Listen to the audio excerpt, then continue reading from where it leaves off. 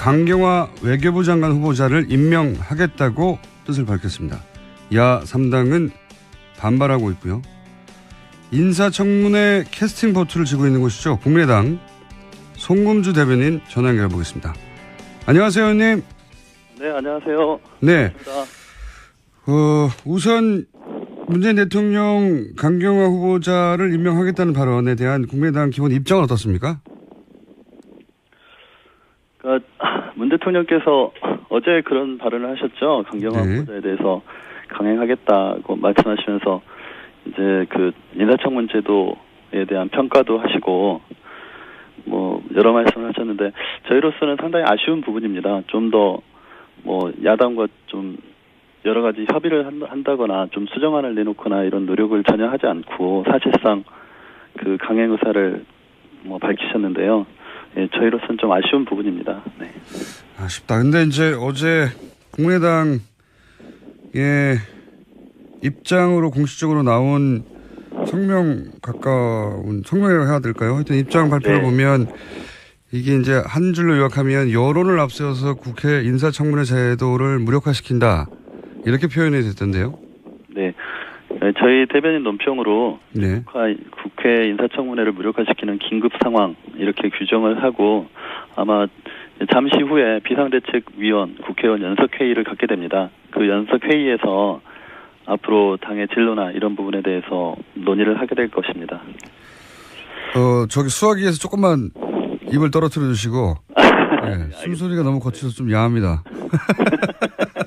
네, 알겠습니다. 예, 그런데 그 인사청문회를 무력화시켰다고 볼 수는 없지 않습니까? 이게 절차적으로 어겨진 것은 없지 않나요?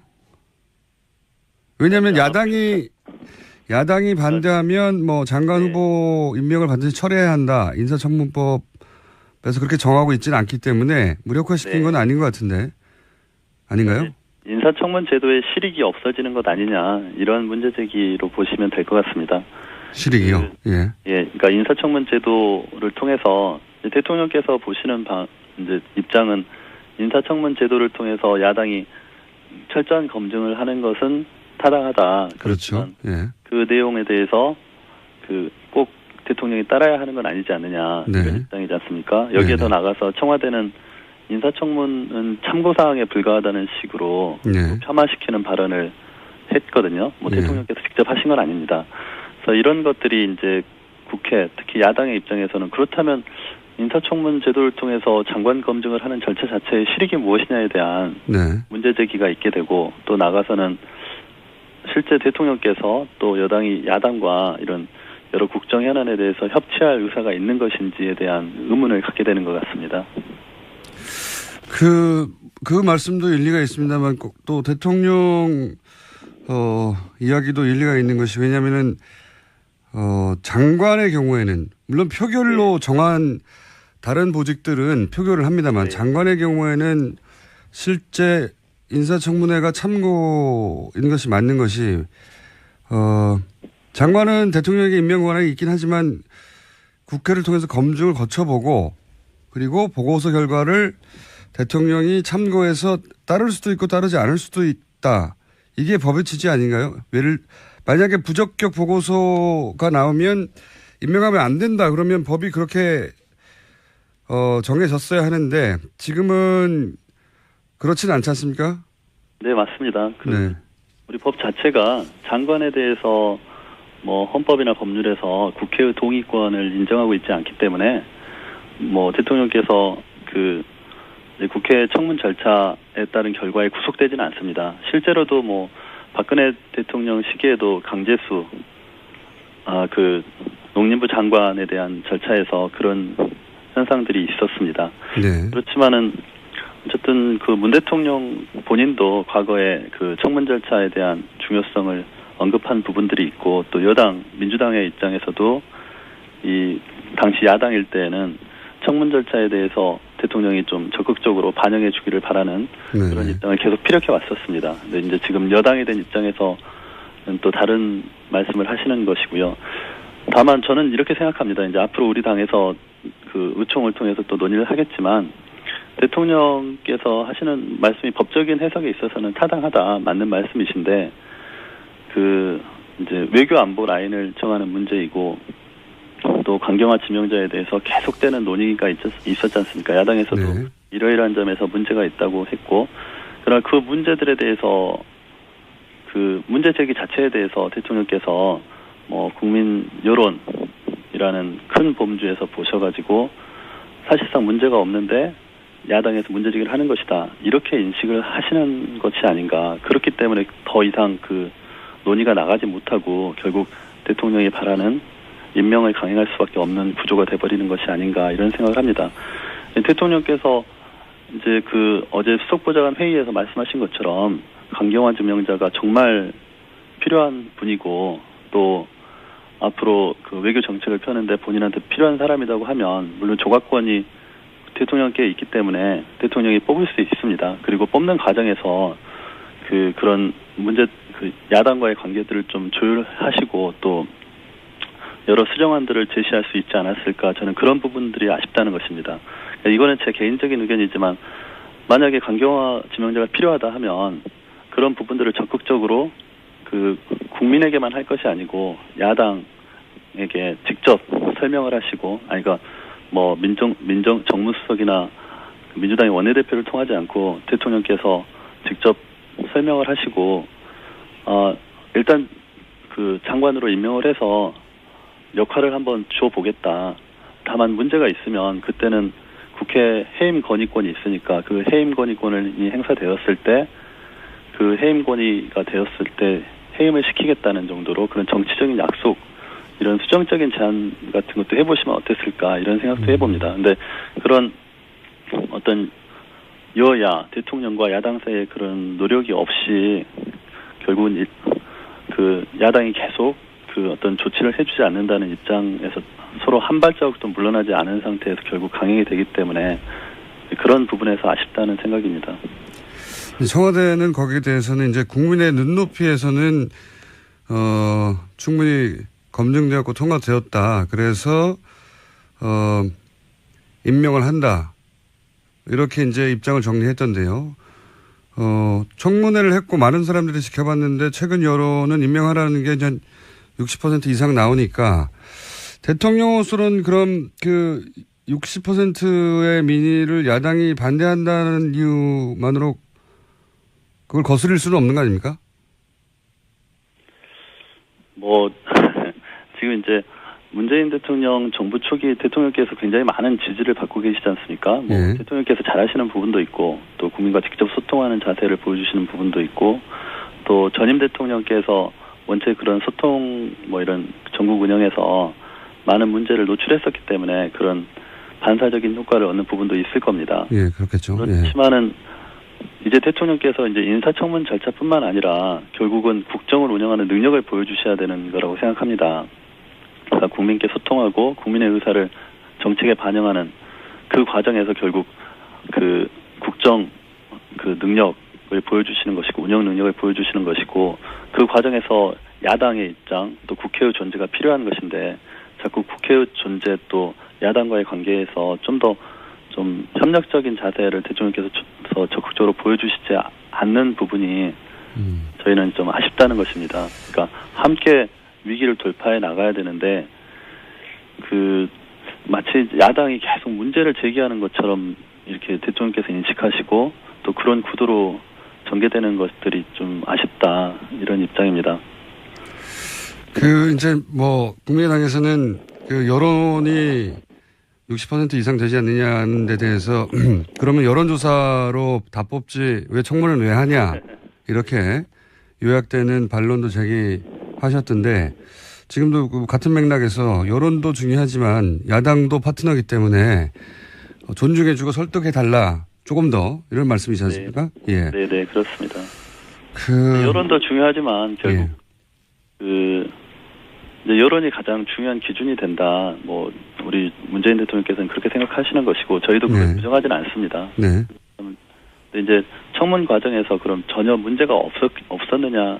그렇지는 않거든요. 여러 가지 문제점들이 노출돼 왔고, 과거에는 그런 사유로 또 임명이 안 된 경우도 있었고. 예, 그렇죠. 이제 야당에서 지금 문제 제기하는 것은 그분의 능력에 대한 평가가 지금 상반된다는 것입니다. 그러니까 문재인 대통령께서 어제 수석보좌관 회의에서 말씀하신 그 강경화 지명자에 대한 평가와 실제 청문 장소에서 지명자께서 보여주신 그런 외교 안보 정책에 대한 비전 제시가 좀 부족했다는 그런 야당의 인식이 차이가 있기 때문에 그런 부분들을 메우는 노력이 있었어야 되지 않나 이런 생각을 합니다. 그런 과정에서 좀 수정안을 얘기할 수도 있었을 텐데, 그러니까 사람을 바꾸지 않더라도 국회의 협조를 구할 수 있는 수정안 이런 노력이 있었어야 될 것 같은데 각자 평행선을 달리는 구조로 왔다가 결국 대통령께서 여론을 이유로 이제 임명을 강행하시는 그런 수순을 밟게 되기 때문에 이제 저희가 이제 그 국민의당의 입장에서는 사실상 문재인 정부가 잘 하길 바라고 또 위기 상황을 잘 극복하길 바라는 것이고 또 국민들이 그걸 원하고 있기 때문에 저희도 협치를 할 용의와 의사를 가지고 있고 그래서 이낙연 총리 인준에 있어서도 적극적으로 협조를 한 상황인데 자꾸 이렇게 마찰이 생기는 부분이 있어서 저희가 좀 아쉬운 부분입니다. 그런 부분. 알겠습니다. 취지는 또 충분히 이해가는데 어쨌든 네. 어떤 상황에서는 양당 간의 결론을 내야 하는데 뭐 결정권자는 그 이제 과거 보고서 채택되지 않았던 경우 말씀하시니까 생각나는 것이 네. 보고서가 채택되지 않아서 남아있던 경우가 있었죠. 예. 과거에. 네네. 그런데 이제 당시는 그 임명 철회하라는 여론이 60% 70% 부정적인 여론이 그랬단 말이죠. 그 경우에 여론이 혹은 민의가 철회에 있었고 그래서 야당이 법적 강제력이 있어서가 아니라 그 민의와 함께 그 여론의 힘으로 결국 낙마를 요구하고 또 낙마를 관철시킨 건데 낙마시킬 때 여론의 힘으로 낙마시킨 거란 말이죠. 임명할 때도 여론을 감안할 수 있는 거죠. 아닌가요? 낙마할 때는 여론의 힘으로 낙마시켰는데 임명할 때는 왜 여론을 감안하면 안 되는 거죠?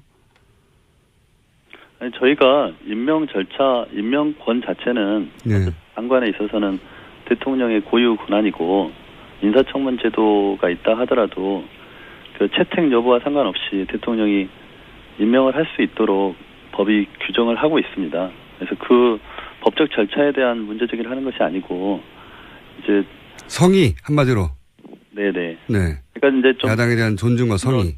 야당과 협의를 하고 강경화 후보자가 이러이러한 문제가 있지만 내가 대통령 입장에서 지금 이러이러한 점 때문에 반드시 필요한 사람이고 꼭 그 외교장관을 맡겨서 한번 해보고 싶다. 근데 그리고 나중에 그 맡겨놓은 이후에 문제가 생겨서 국회에서 해임 건의를 한다면 법상 해임 건의 자체가 그 그러니까 반드시 따라야 되는 건 아니지만 대통령 입장에서 그때는 해임 건의를 존중해서 해임시키겠다. 근데 일단 기회를 줘보자. 어쨌든 이런 식으로라도 그 수정적인 제안을 한다든가 국회와 좀 협의를 하는 모습을 보여주셨으면 훨씬 낫지 않았을까. 이건 저의 개인적인 생각입니다. 알겠습니다. 그런 것이 없었다는 것이 아쉽고요. 어쨌든 충분히 설득하지 못했다. 네. 그런 말씀이신 것 같고. 근데 이제 어쨌든 상황 여기까지 와버렸고요. 제가 한두 가지만 더 여쭤보자면 이렇게 되면 국민의당은 김희수 헌재 소장 표결에서 부결표 쪽으로 결론이 날 공산이 커지는 거 아닌가요? 의총에서. 일단 잠시 후에 있을 의총 비대위원들 협의를 통해서 결정이 되겠지만 저희의 원칙적인 입장은 그 인사청문에 있어서도 건건히 대응을 한다는 것입니다. 그래서 연기하지는 않는다. 강경화 지명자에 대한 대통령의 강행이 있다고 그래서 김희수 헌법재판소장 지명자에 대해서 당론으로 부결을 시키는 쪽으로 간다든가 아니면은 장외투쟁을 한다든가 아니면 추경 절차에 협조를 하지 않는다든가 이렇게는 하지 않을 것입니다. 별개의 사안이다. 네네. 알겠습니다. 잠시 후 의총이 열리니까 의총 결론이 나면 저희가 또 한번 연결해 보겠습니다. 기본 입장은 잘 들었습니다. 네, 고맙습니다. 네, 지금까지 국민의당 손금주 수석 대변인이었습니다. 이번 여당 입장도 좀 들어보겠습니다. 더불어민주당 재윤경 원내 대변인 전화 연결되어 있습니다. 안녕하세요. 네, 안녕하세요. 자, 야당이 이렇게까지 반발하는데 대통령 임명 권한이라고 이렇게 밀고 가면 앞으로 전국은 어떻게 풉니까? 120석밖에 안 되는데.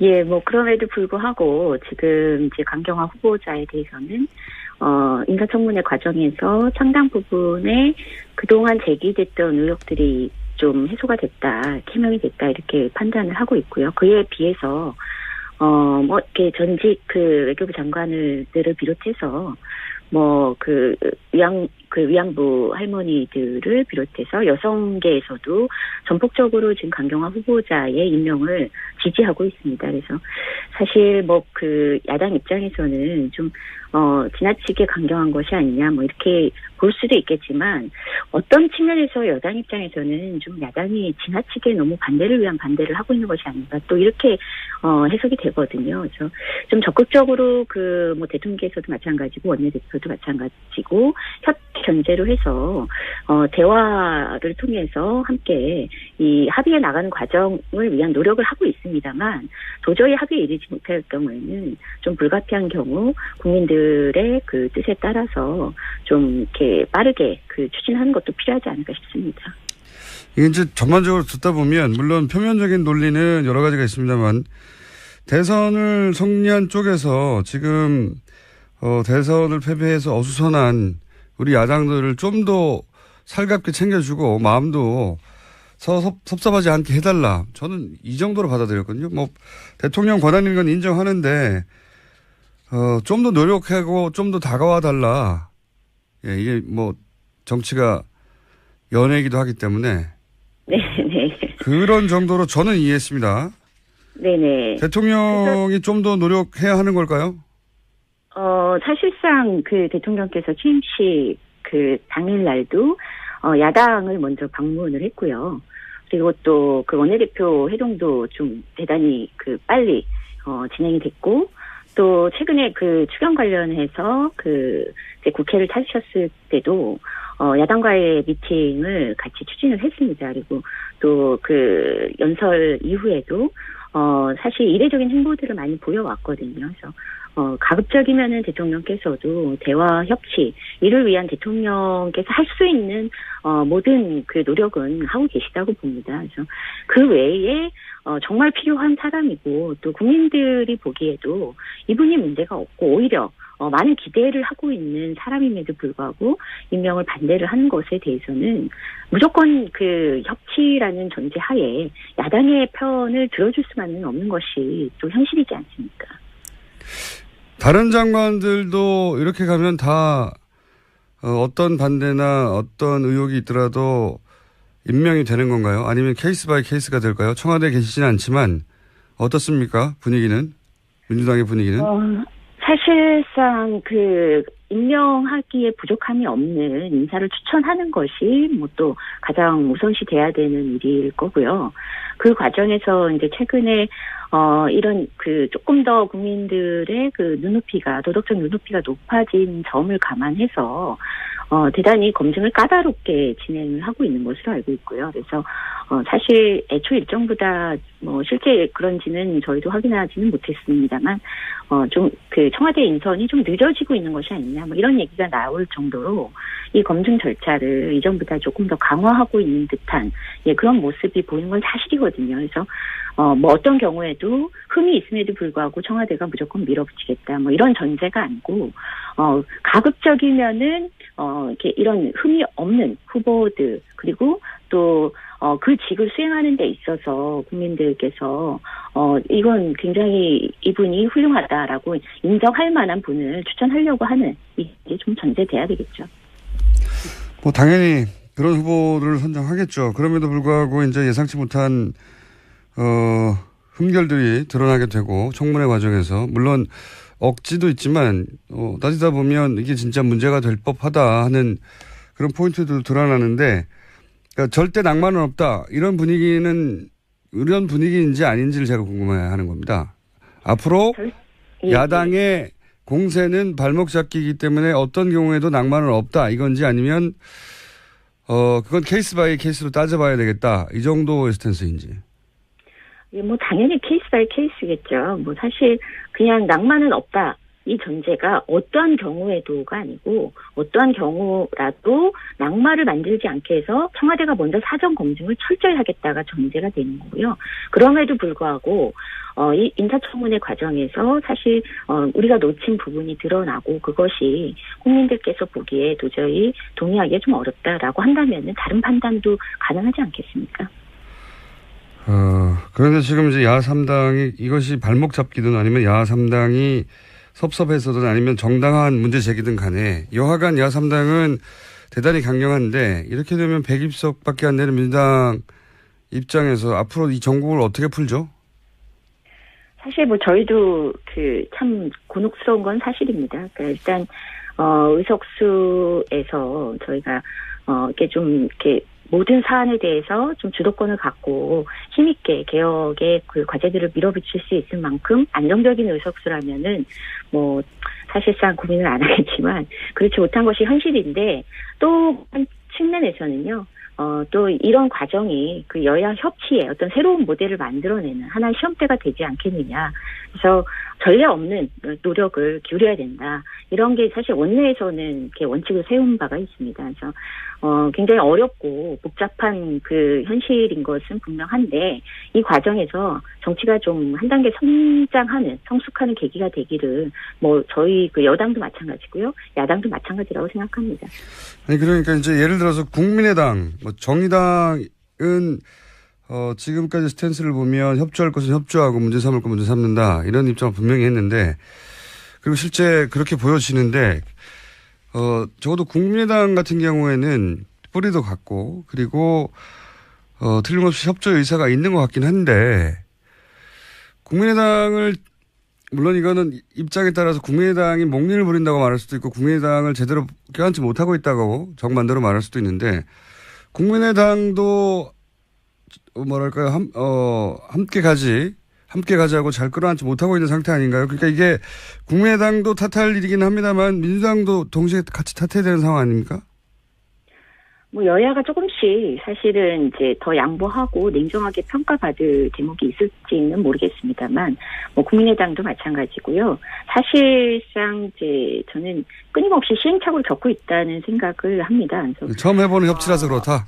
그렇죠. 그리고 이제 초기에 이제 이 총리 인준 과정에서도 결국 국민의당에서도 처음에는 이제 강한 문제 제기를 하다 결국은 사실 보고서 채택에 도움을 이렇게 좀 다른 태도를 보이셨는데 마찬가지로 다른 사안에서도 좀 전에 앞서 이제 대변인께서도 말씀하신 것 같은데 개별 사안마다 이게 뭐 다 발목 잡기로 가겠다 이것이 아니고 사실상 냉정한 평가를 하고 그리고 여당을 견제하고 그리고 정부를 견제하는 역할을 충실히 하되 또 가급적이면은 협조할 것은 협조하겠다 이런 모습을 저희는 기대하고 있고 또 앞으로 그렇게 이 과정에서 이렇게 들여다 보면은 사실상 이건 좀 지나치지 않느냐 이렇게 보이는 것도 또 이렇게 크게 보면 사실상 이제 원만하게 잘 협조해서 국정을 함께 이끌어 나간 뭐 그런 협치의 결과물이 나오지 않겠느냐 저는 기대하고 있습니다. 혹시 지도부 간에나 혹은 개별 단위에서 국민의당과 끊임없이 이런 이야기를 물밑에서는 하고 있나요? 어제도 뭐 원내대표 간 이제 뭐 비공개 회동이 있었는데요. 일단 원내 차원에서는 상당히 노력을 많이 기울이고 있습니다. 뭐 국민의당 같은 경우는 말씀하신 듯이 하셨듯이 뿌리가 같기 때문에 상당히 많이 이 친분 관계들이 있으시죠. 여다 정치를 오래 같이 한 분들이 많죠. 예. 그렇죠. 예. 그래서 이런 측면에서 조금 더 개별 의원님들 차원에서도 적극적으로 국민의당 의원님들과 소통하려고 노력하고 있고. 또 특히 이제 뭐 중진 의원님들께서 많은 노력을 기울이고 계신 걸로 알고 있습니다. 네, 120석 가지고 어떻게 할 거냐고 물어보는 질문은 굉장히 사실 답하기 어려운 질문이긴 해요. 네, 맞습니다. 막연하기도 하고. 근데 국민들은 그렇게 묻죠. 예, 구체적 사안에 대해서 여의도 안에서 어떻게 돌아가는지 모르니까 그렇게 물을 수밖에 없는데 이게 이제 추경도 있고 앞으로 정부 조직법도 있고 국회에서 처리할 일이 많지 않습니까?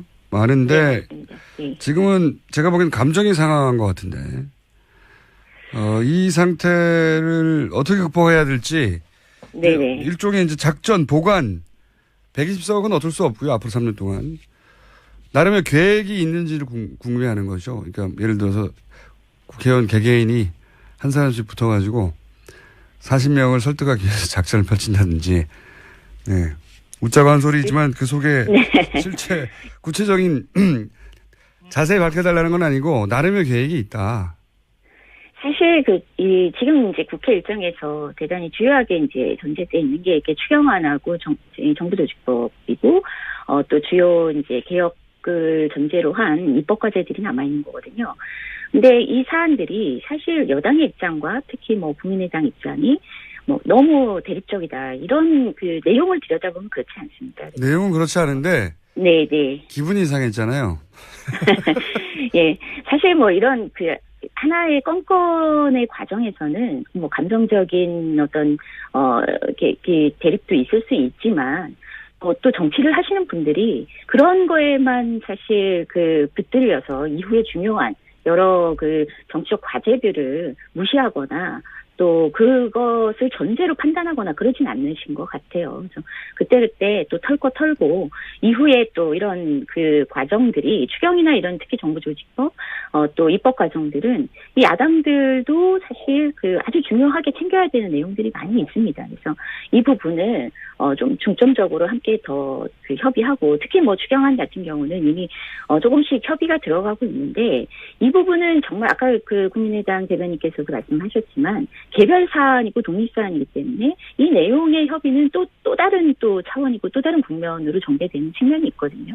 그래서 지금 이제 하나하나 건건히 봤을 때 이렇게 충돌이 나는 듯한 모습을 가지고 이후에 모든 사안이 걸림돌이 될 것이다, 저는 이제 그렇게 보지는 않습니다.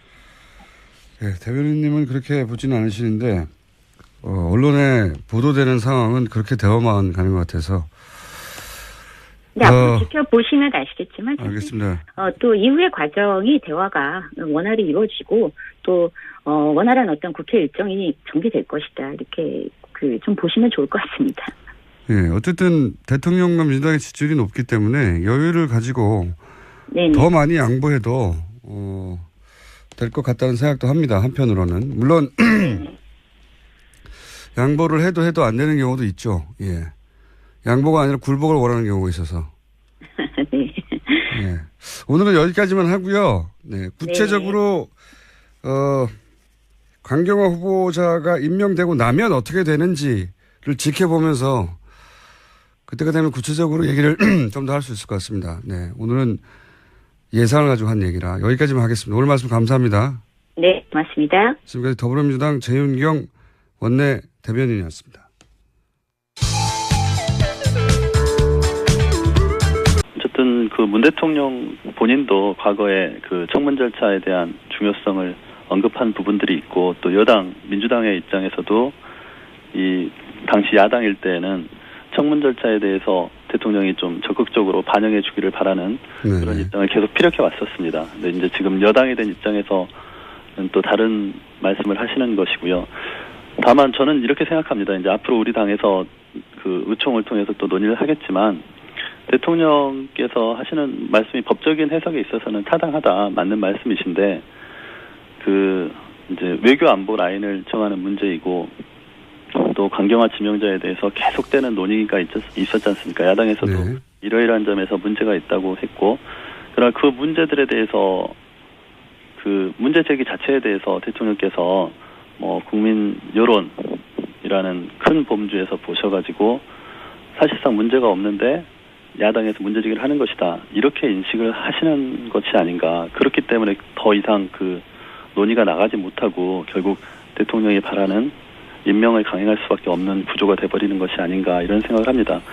대통령께서 이제 어제 수석보좌관 회의에서 말씀하신 것처럼 강경화 지명자가 정말 필요한 분이고, 또 앞으로 외교 정책을 펴는데 본인한테 필요한 사람이라고 하면 물론 조각권이 대통령께 있기 때문에 대통령이 뽑을 수 있습니다. 그리고 뽑는 과정에서 그런 문제 야당과의 관계들을 좀 조율하시고 또 여러 수정안들을 제시할 수 있지 않았을까, 저는 그런 부분들이 아쉽다는 것입니다. 이거는 제 개인적인 의견이지만, 만약에 강경화 지명자가 필요하다 하면 그런 부분들을 적극적으로 국민에게만 할 것이 아니고 야당에게 직접 설명을 하시고, 그러니까 뭐 정무수석이나 민주당의 원내대표를 통하지 않고 대통령께서 직접 설명을 하시고 일단 그 장관으로 임명을 해서 역할을 한번 줘보겠다. 다만 문제가 있으면 그때는 야당이 계속 문제를 제기하는 것처럼 이렇게 대통령께서 인식하시고 또 그런 구도로 전개되는 것들이 좀 아쉽다 이런 입장입니다. 이제 뭐 국민의당에서는 그 여론이 60% 이상 되지 않느냐는 데 대해서 그러면 여론조사로 다 뽑지 왜 청문회를 왜 하냐 이렇게 요약되는 반론도 제기하셨던데 지금도 같은 맥락에서 여론도 중요하지만 야당도 파트너이기 때문에 존중해주고 설득해달라 조금 더 이런 말씀이지 않습니까? 네, 예. 네, 그렇습니다. 여론도 중요하지만 결국 이제 여론이 가장 중요한 기준이 된다. 뭐 우리 문재인 대통령께서는 그렇게 생각하시는 것이고 저희도 그걸 부정하지는 않습니다. 네. 근데 이제 청문 과정에서 그럼 전혀 문제가 없었느냐? 그럼 그렇진 않거든요. 여러 가지 문제점들이 노출돼 왔고 과거에는 그런 사유로 또 임명이 안 된 경우도 있었고. 예, 그렇죠. 이제 야당에서 지금 문제 제기하는 것은 그분의 능력에 대한 평가가 지금 상반된다는 것입니다. 그러니까 문재인 대통령께서 어제 수석보좌관 회의에서 말씀하신 그 강경화 지명자에 대한 평가와 실제 청문 장소에서 지명자께서 보여주신 그런 외교 안보 정책에 대한 비전 제시가 좀 부족했다는 그런 야당의 인식이 차이가 있기 때문에 그런 부분들을 메우는 노력이 있었어야 되지 않나 이런 생각을 합니다. 그런 과정에서 좀 수정안을 얘기할 수도 있었을 텐데, 그러니까 사람을 바꾸지 않더라도 국회의 협조를 구할 수 있는 수정안 이런 노력이 있었어야 될 것 같은데 각자 평행선을 달리는 구조로 왔다가 결국 대통령께서 여론을 이유로 이제 임명을 강행하시는 그런 수순을 밟게 되기 때문에 이제 저희가 이제 그 국민의당의 입장에서는 사실상 문재인 정부가 잘 하길 바라고 또 위기 상황을 잘 극복하길 바라는 것이고 또 국민들이 그걸 원하고 있기 때문에 저희도 협치를 할 용의와 의사를 가지고 있고 그래서 이낙연 총리 인준에 있어서도 적극적으로 협조를 한 상황인데 자꾸 이렇게 마찰이 생기는 부분이 있어서 저희가 좀 강경화 외교부 장관 후보자를 임명하겠다고 뜻을 밝혔습니다. 야 3당은 반발하고 있고요. 인사청문회 캐스팅 보트를 쥐고 있는 곳이죠. 국민의당 송금주 대변인 전화 연결해 보겠습니다. 안녕하세요, 의원님. 네, 안녕하세요. 네. 우선 문재인 대통령 강경화 후보자를 임명하겠다는 발언에 대한 국민의당 기본 입장은 어떻습니까? 그러니까 문 대통령께서 어제 그런 발언을 하셨죠. 강경화 후보자에 대해서 강행하겠다고 말씀하시면서 이제 그 인사청문 제도에 대한 평가도 하시고 뭐 여러 말씀을 하셨는데 저희로서는 상당히 아쉬운 부분입니다. 좀 더 뭐 야당과 좀 여러 가지 협의를 한다거나 좀 수정안을 내놓거나 이런 노력을 전혀 하지 않고 사실상 그 강행 의사를 뭐 밝히셨는데요. 예, 저희로서는 좀 아쉬운 부분입니다. 네. 아쉽다. 근데 이제 어제 국민의당의 입장으로 공식적으로 나온 성명이라고 해야 될까요? 하여튼 입장 발표를 보면 이게 이제 한 줄로 요약하면 여론을 앞세워서 국회 인사청문회 제도를 무력화시킨다. 이렇게 표현이 됐던데요. 네. 저희 대변인 논평으로 국회 인사청문회를 무력화시키는 긴급 상황 이렇게 규정을 하고 아마 잠시 후에 비상대책위원 국회의원 연석회의를 갖게 됩니다. 그 연석회의에서 앞으로 당의 진로나 이런 부분에 대해서 논의를 하게 될 것입니다. 저기 수화기에서 조금만 입을 떨어뜨려 주시고 네, 숨소리가 너무 거쳐서 좀 야합니다. 네, 알겠습니다. 예, 그런데 그 인사청문회를 무력화시켰다고 볼 수는 없지 않습니까? 이게 절차적으로 어겨진 것은 없지 않나요? 왜냐하면 야당이 반대하면 뭐 장관 후보 임명을 반드시 철회해야 한다. 인사청문법에서 그렇게 정하고 있지는 않기 때문에 무력화시킨 건 아닌 것 같은데. 해임 건의권이 있으니까 그 해임 건의권이 행사되었을 때 그 해임 건의가 되었을 때 해임을 시키겠다는 정도로 그런 정치적인 약속 이런 수정적인 제안 같은 것도 해보시면 어땠을까 이런 생각도 해봅니다. 근데 그런 어떤 여야 대통령과 야당 사이에 그런 노력이 없이 결국은 그 야당이 계속 그 어떤 조치를 해주지 않는다는 입장에서 서로 한 발자국도 물러나지 않은 상태에서 결국 강행이 되기 때문에 그런 부분에서 아쉽다는 생각입니다. 청와대는 거기에 대해서는 이제 국민의 눈높이에서는 충분히 검증되었고 통과되었다. 그래서 임명을 한다. 이렇게 이제 입장을 정리했던데요. 청문회를 했고 많은 사람들이 지켜봤는데 최근 여론은 임명하라는 게 이제 60% 이상 나오니까 대통령으로서는 그럼 그 60%의 민의를 야당이 반대한다는 이유만으로 그걸 거스릴 수는 없는 거 아닙니까? 지금 이제 문재인 대통령 정부 초기 대통령께서 굉장히 많은 지지를 받고 계시지 않습니까? 대통령께서 잘하시는 부분도 있고 또 국민과 직접 소통하는 자세를 보여주시는 부분도 있고 또 전임 대통령께서 원체 그런 소통 이런 전국 운영에서 많은 문제를 노출했었기 때문에 그런 반사적인 효과를 얻는 부분도 있을 겁니다. 예, 그렇겠죠. 그렇지만은 이제 대통령께서 이제 인사청문 절차뿐만 아니라 결국은 국정을 운영하는 능력을 보여주셔야 되는 거라고 생각합니다. 그러니까 국민께 소통하고 국민의 의사를 정책에 반영하는 그 과정에서 결국 그 국정 그 능력을 보여주시는 것이고 운영 능력을 보여주시는 것이고 그 과정에서 야당의 입장 또 국회의 존재가 필요한 것인데 자꾸 국회의 존재 또 야당과의 관계에서 좀 더 좀 협력적인 자세를 대통령께서 적극적으로 보여주시지 않는 부분이 저희는 좀 아쉽다는 것입니다. 그러니까 함께 위기를 돌파해 나가야 되는데 그 마치 아닌가요? 인사청문 제도의 실익이 없어지는 것 아니냐 이런 문제 제기로 보시면 될 것 같습니다.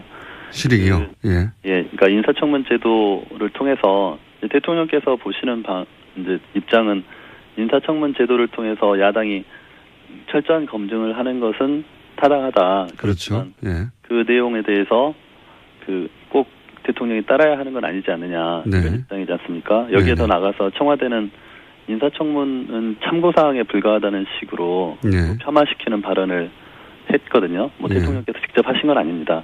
그래서 이런 것들이 이제 국회 특히 야당의 입장에서는 그렇다면 인사청문 제도를 통해서 장관 검증을 하는 절차 자체의 실익이 무엇이냐에 대한 문제 제기가 있게 되고 또 나가서는 실제 대통령께서 또 야당과 이런 여러 국정 현안에 대해서 협치할 의사가 있는 것인지에 대한 의문을 갖게 되는 것 같습니다.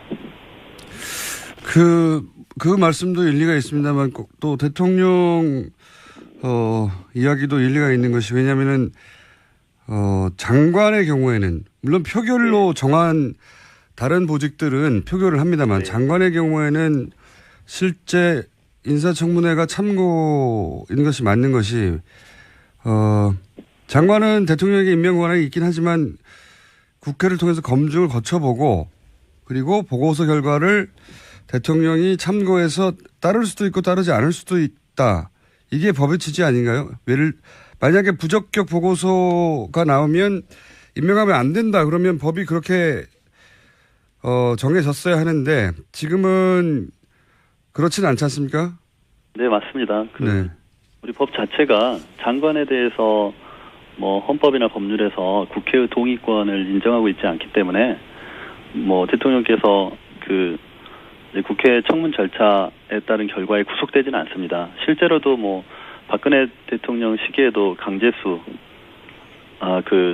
농림부 장관에 대한 절차에서 그런 현상들이 있었습니다. 그렇지만은